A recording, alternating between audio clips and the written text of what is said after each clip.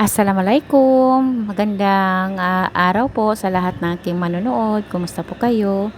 Ito pala mga sisi, katapos ko lang magpalit ng kurtina at bedsheet. Every week po ko talaga akong nagpapalit ng bedsheet mga sisi. Kaya ngayon po ay lalabas po kami ni Mister at kurtina. So, ito pala yung ano nila mga sisi, yung color na pwede mo gamitin sa labas mga sis. Oo. Tapos nandito kami kasi nag-update si Mister ng kanyang SIM pack. Dito rin pala sa Pakistan mga sis, hindi kayo makabili ng SIM pack kung wala po kayong biometric. Ang biometric po ay yung card po ninyo na i-scan po iyan kapag bumili kayo ng SIM pack. Kagaya ko, asawa ay isang Pakistani, mayroon akong card na POC, tapos hihingian kami ng biometric.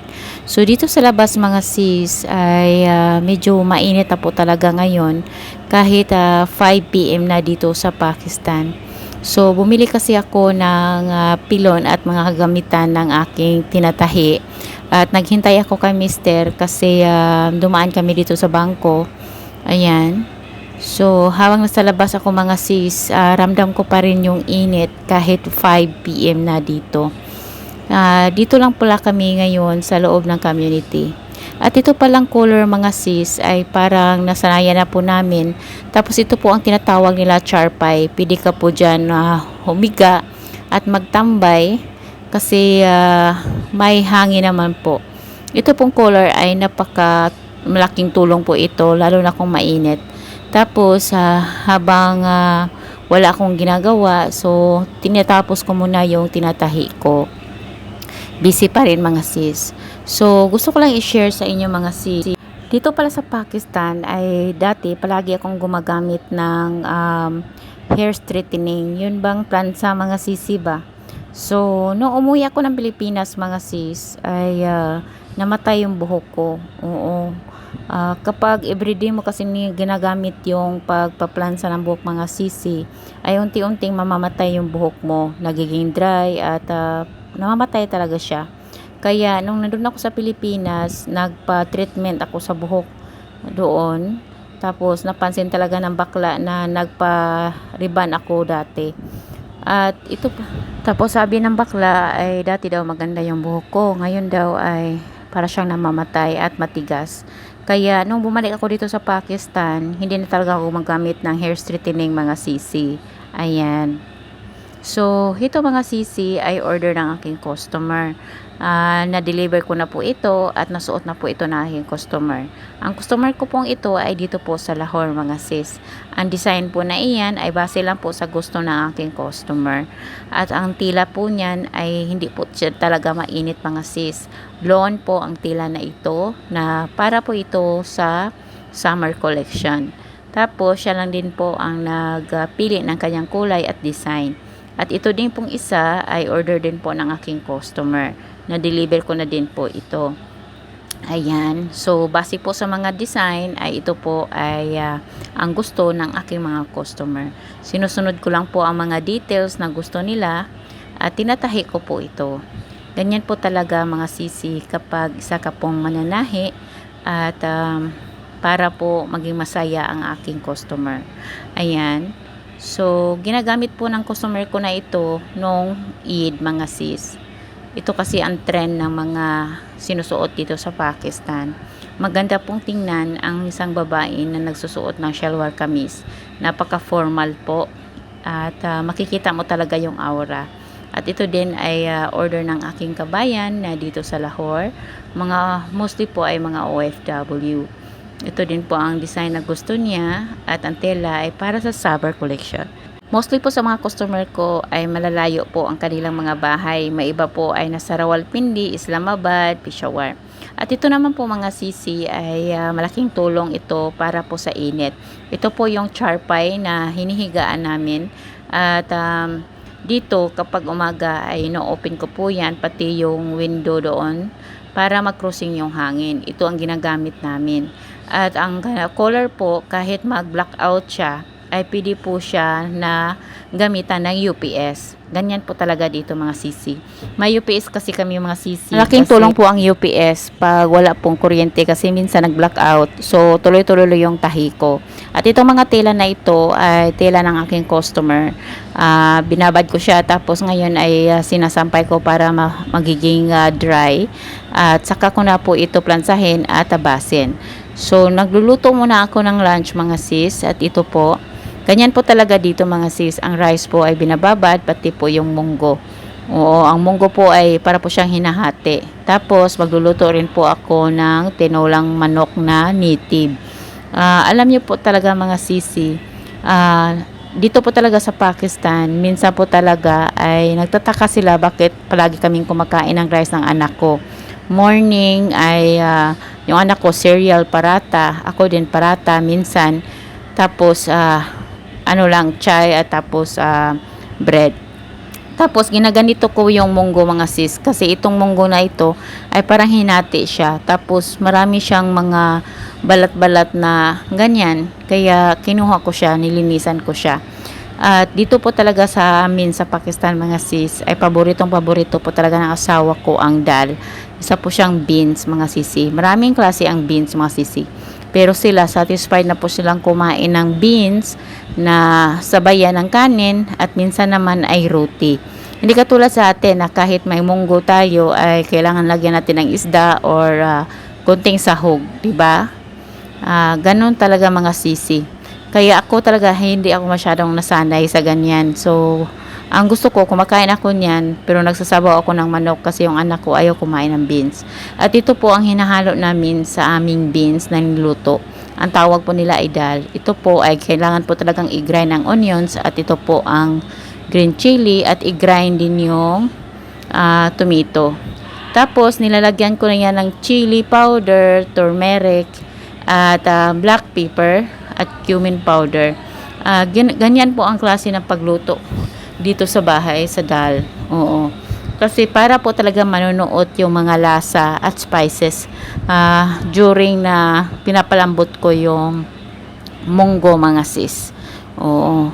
Gustong-gusto ng asawa ko talaga ang dal mga sisi. Favorite niya po talaga iyan. Kaya every week po, 2 beses po akong nagluluto ng dal. Hindi naman po araw-araw kasi nakakaumay din. Mostly sa kanila is gulay mga sisi. Oo, tapos moton yung karne.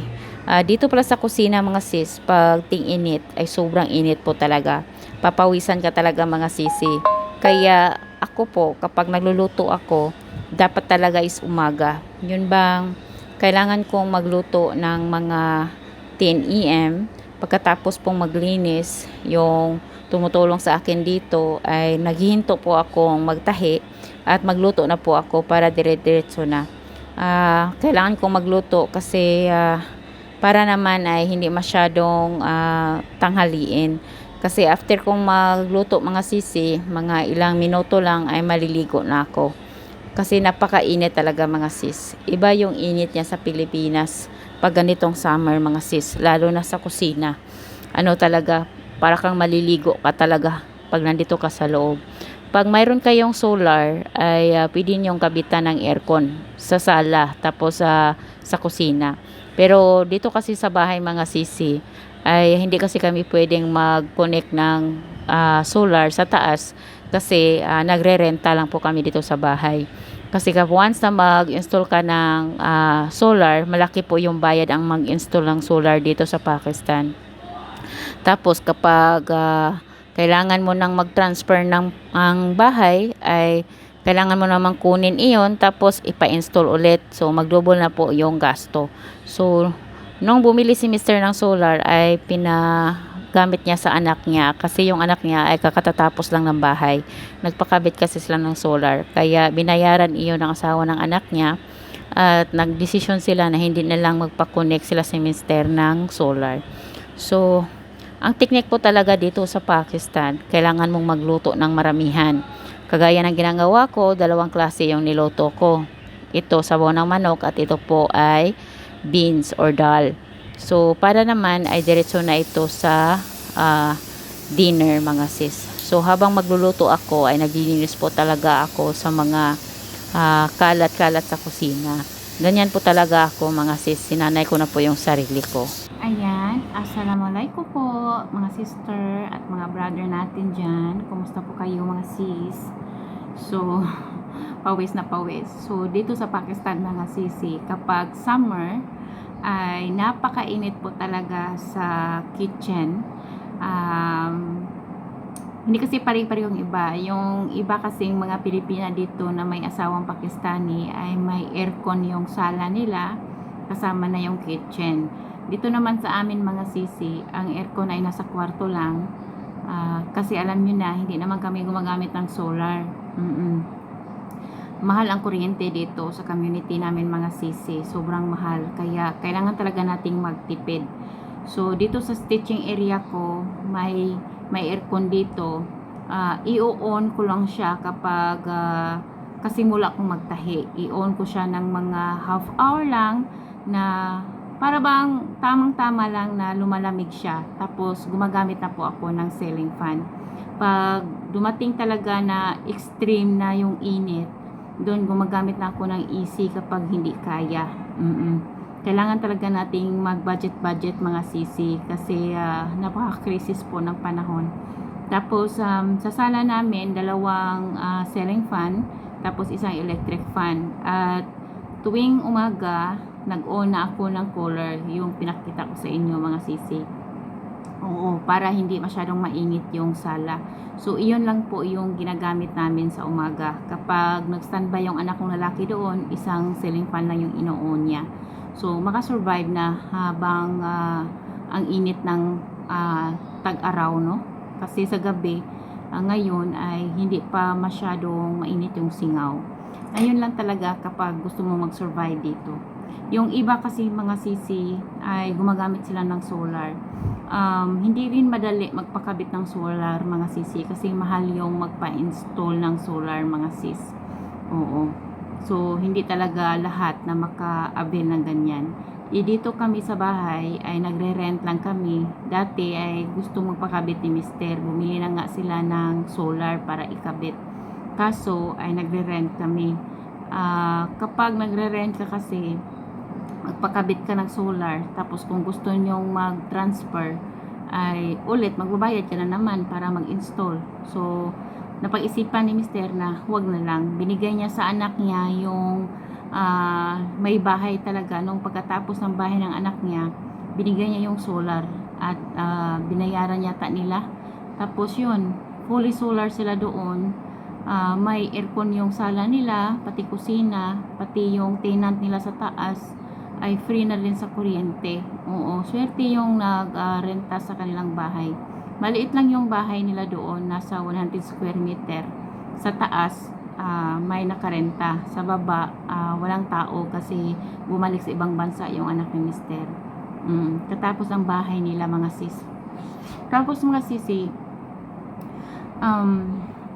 hindi ko sana papatulan ang mga sabi-sabi ng iba.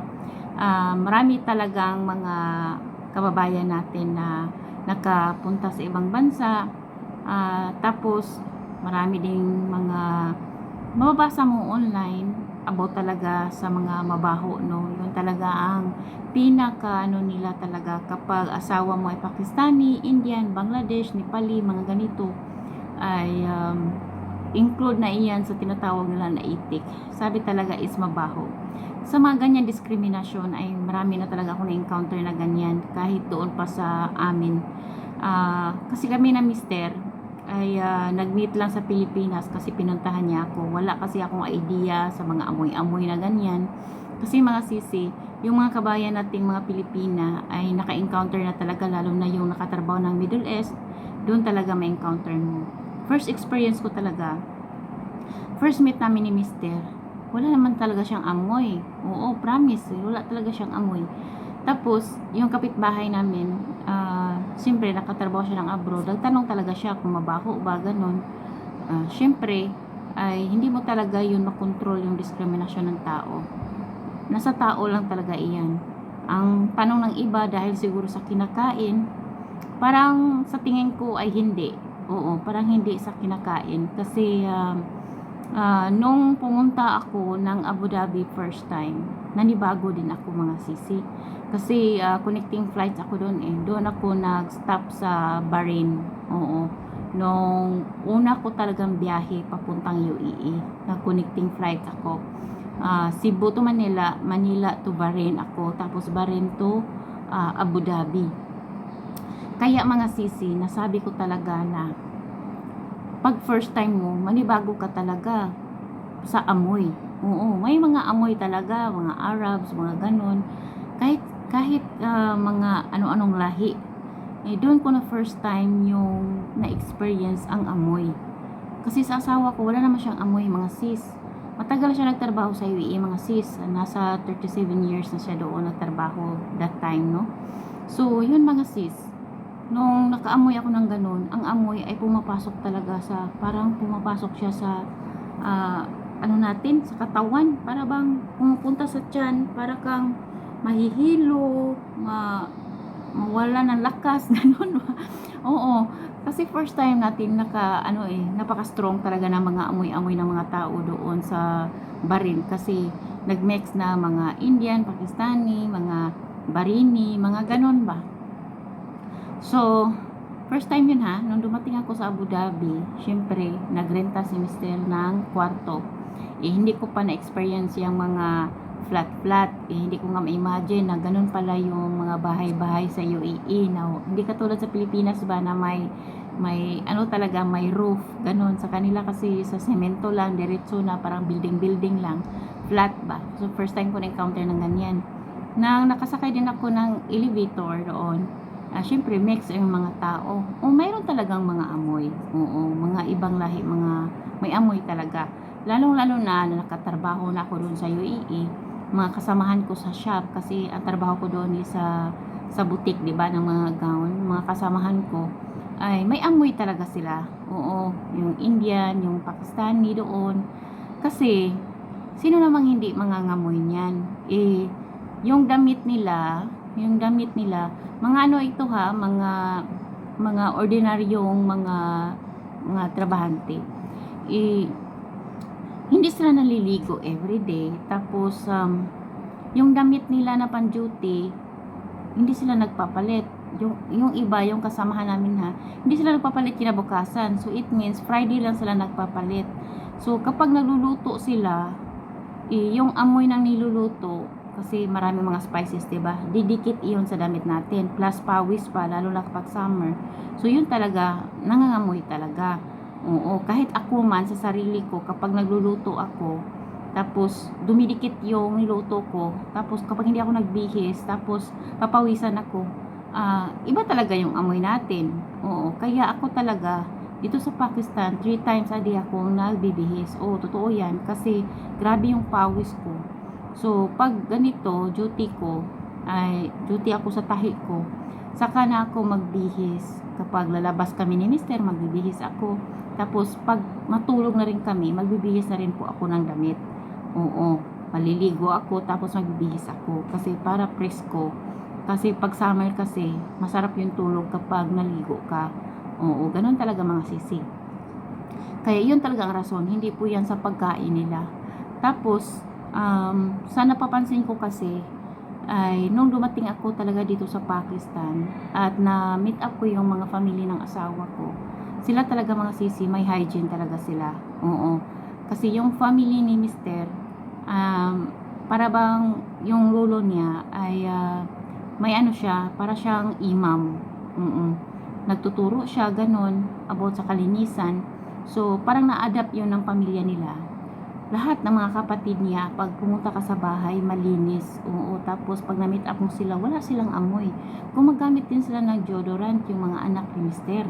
Oo, nagtaka nga ako nung umuwi yung anak niya galing sa ibang bansa, ay binigyan niya ako ng perfume, binigyan niya ako ng chocolate, damit ni Yusef, tapos binigyan niya ako ng deodorant. Oo, sabi ko, pasalubong rin pala ngayon ang deodorant. So, it means na gumagamit sila. Gumagamit siya ng wipes. Ano talaga sila? Pareho sa atin. Grabe sila ng hygiene.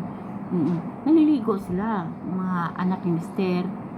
Sila talaga dito sa bahay malinis. Kasi meron silang tagalinis. Ganon talaga mga sisi.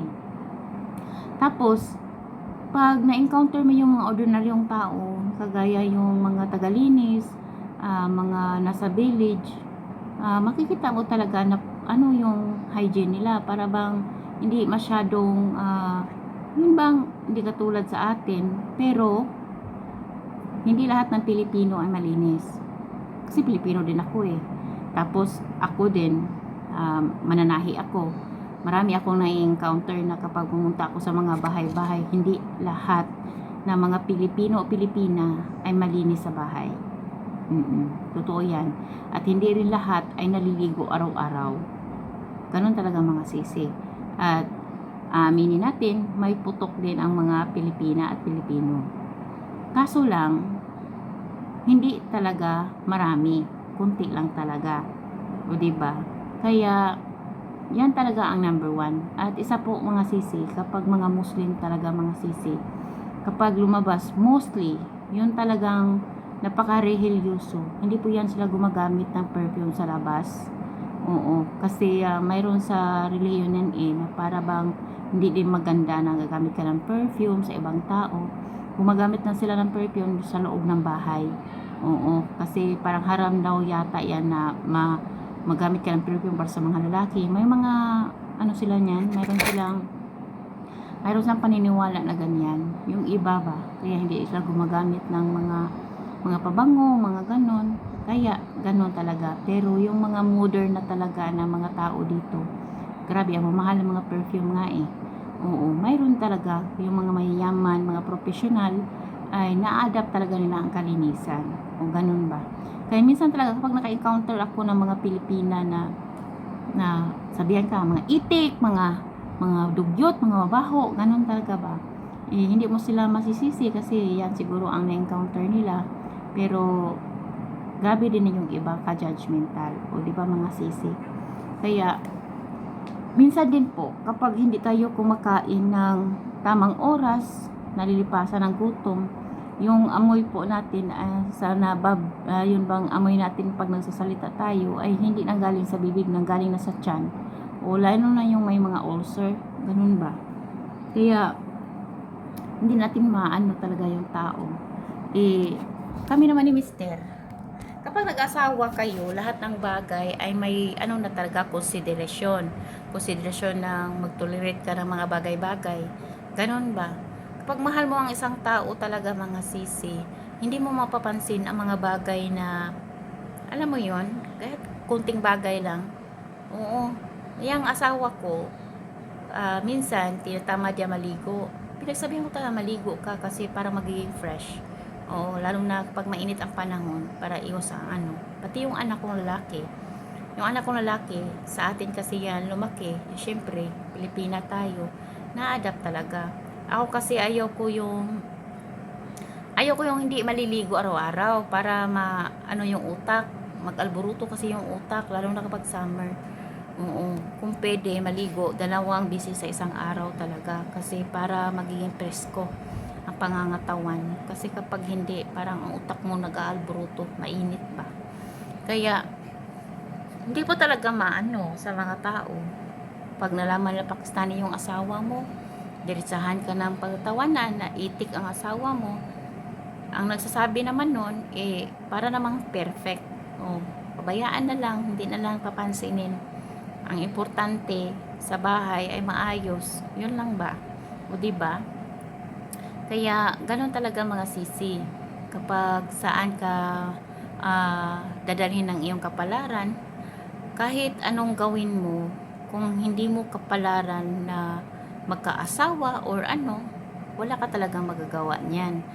For example lang, dati mayroon akong kasamahan sa trabaho na mahilig siyang mag-internet, sumama sa amin. Hindi naman ang AFAM yung nakatuluyan niya.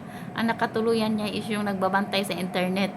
O sila kasi laging nag-uusap. Kaya sila ang nakatuluyan.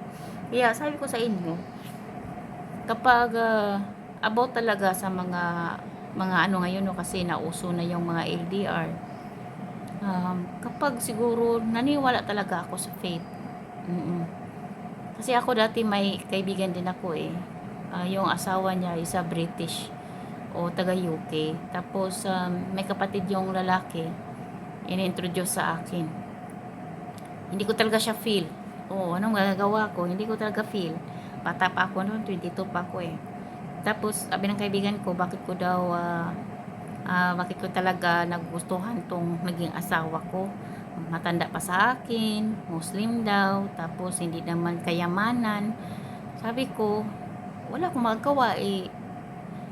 Sa kanya ako komportable. Oo.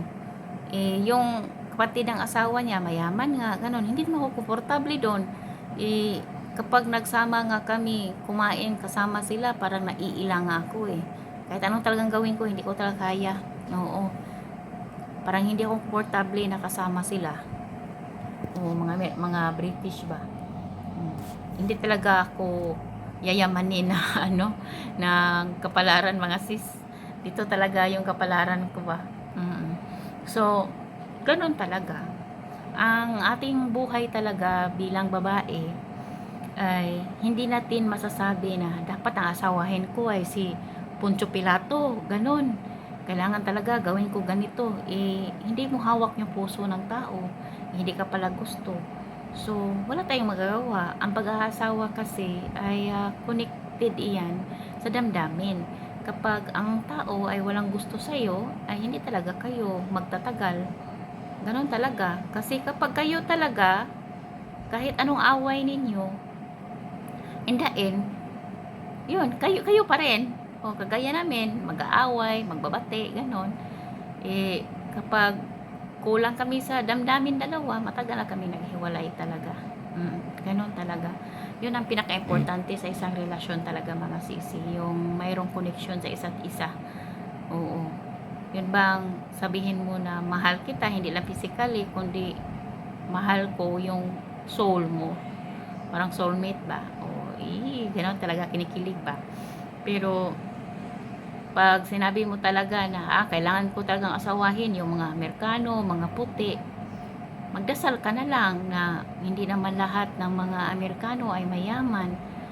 Pagdasal mo talaga na mabait or mabuting tao, kasi ang importante talaga dito yung partner mo is mabait. Kasi ang hirap ng buhay. Oo. Kapag kasama mo yung taong nananakit sa'yo, wala na, ang hirap pa ng buhay, tapos emotionally, physically, sinasaktan ka pa. Kaya palagi tayong mag-iingat mga babae. Ganon talaga. Hindi naman masyadong yun bang masyadong mapait ang mundo. Oo. Pag iniisip natin positive lang, madali lang ang lahat. Ganon talaga mga sisi. Kaya wala na akong paki. Wala na akong sa mga tao Pakistani asawa mo. Ay, Diyos ko Lord. Hindi mo yan mapaplano talaga sa buhay mo. Sabihin mo pangit yung nasawa niya, mahirap kasi Pakistani. Pipili ka pa ba? Kailangan pang magpili-pili ka pa ng Europe dyan Paano kung hindi ka nila gusto? Anong gagawin mo? Kaya hindi na lang magsalita ng masakit or masama sa kapwa. O diba? Para hindi maapektuhan yung kapalaran mo din. Hindi natin alam kung anong mapupuntahan mo. O diba? Kaya kailangan lang talaga maging humble palagi. Kasi hindi natin expect at hindi natin hawak ang ating buhay. Ganun lang talaga mga sisi. Kasi kapag mature na kayo, ang importante talaga ay ang pangangailangan sa pamilya, lalo na sa mga bata, at yung may partner ka na umaambag talaga sa'yo. Ganun mga sisi, kapag matured ka na. So, dito lang po talaga ang masasabi ko about sa mga ganyan mga bagay. At bilang nakapag-asawa din ng Pakistani, ay sinishare ko rin sa inyo ang mga bagay-bagay dito sa Pakistan. So, maraming salamat mga sisi sa inyong pagkakataon na napunta dito sa aking channel. Maraming salamat. Allah Hafiz.